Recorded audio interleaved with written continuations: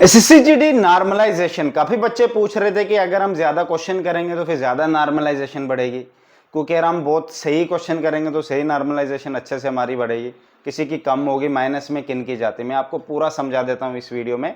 Minus में किन की नॉर्मलाइजेशन जाती है और किन की प्लस में जाती है। ये उल्टा सिस्टम है, इधर आप जो सोच रहे हो ना वैसा है ही नहीं।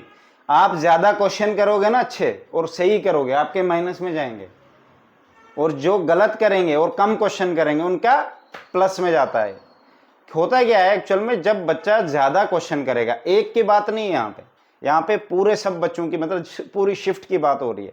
अगर 3 शिफ्टें होती है ना दिन में, पहली शिफ्ट वाले बच्चों ने बहुत ज्यादा क्वेश्चन किए, सबने 60 प्लस, कोई 50 प्लस, एक दो बीच में नीचे रहेंगे, इनकी फिर बाद में एवरेज निकालते हैं।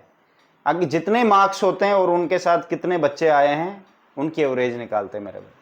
फिर उस हिसाब से इनका डिस्ट्रीब्यूट किया जाता है, एक फार्मूला लगता है, फार्मूला एसएससी का अलग से एक फार्मूला है।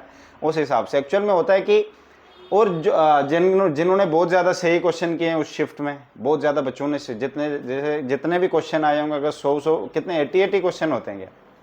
हाँ 80 क्वेश्चन होते हैं। 80 को अगर 10,000 बच्चे आए, 80 के साथ करेंगे, कितना आ गया? 8 लाख बच्चों के आसपास बनते। ठीक है, वैसे दूसरी शिफ्ट का चेक करेंगे, उसमें ज़्यादा बच्चों ने क्वेश्चन किए हैं या कम किए हैं। फिर उसके बाद देखते हैं कम वाले बच्चों को भी उनके साथ बैलेंस करने की कोशिश करते हैं, क्योंकि एग्जाम सबके लिए तो एक जैसा ही था। ऐसा नहीं कि किसी को टफ आया तो उनको नीचे डाल देंगे, नहीं मेरे भाई, ये बाद में बैलेंस करते हैं, ऊपर जिनके ज़्यादा हैं उनके काट के इनको देते हैं, वो बैलेंस करते हैं सबको।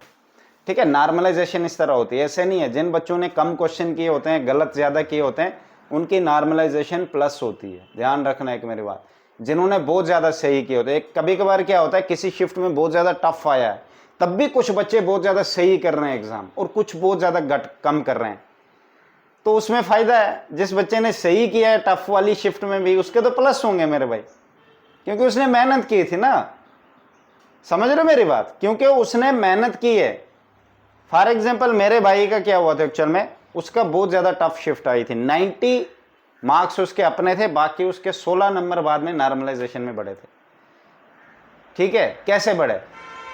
उसी शिफ्ट, बाकी शिफ्टों में माइनस हुए, उसके कैसे बढ़े? क्योंकि उसकी शिफ्ट टफ आई थी, तब भी उसने जितने क्वेश्चन आते थे उतने ही किए, फालतू नहीं किए। ये फर्क होता है मेरे भाई।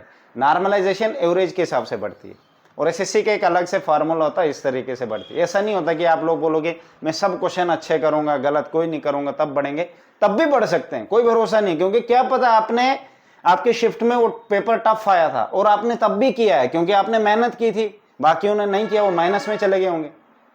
समझ गए मेरे बात? तब भी बढ़ सकता है। तो ऐसा बिल्कुल भी आप प्रेडिक्ट नहीं कर सकते कि प्लस हुआ माइनस हुआ, वो आप खुद ही एग्जाम दोगे ना, आपको पता लग जाएगा यार कि आज थोड़ा इजी था, तो मतलब ज़्यादा नहीं बढ़ेंगे या माइनस में चले जाएंगे, यही हो सकता है। 1-2 नंबर बढ़ भी सकता है, या जितने हैं उतने ही होगा, या थोड़े से माइनस हो जाएंगे 1-2 नंबर। ठीक है, पहले बहुत ज़्यादा नॉर्मलाइजेशन होती, 15-15, 20-20 नंबर माइनस जाता था, पर अब एसएससी ने ऐसा नहीं रखा है। एक दूसरा फार्मूला निकाला जिसमें बहुत कम माइनस में जाते हैं, 2-3 नंबर ही जाएंगे, प्लस में भी 7-8 तक जाते हैं। ठीक है, ऐसे ही होता है। बाकी इसका कोई रोल नहीं है कि आप बोलोगे मैं इतने करूँगा तो अच्छा आएगा, उतने नहीं। मेरे भाई जितने आते हैं करो उस अपने हिसाब से, बाकी लक वाली गेम है। ठीक है, ये बाकियों के साथ जुड़ना होता है, बैलेंस करता है एसएससी। ऐसे नहीं है आपके साथ गलत कर रहा होगा, नहीं, किसी के प्लस भी तो होते हैं, वो भी तो इंसान है।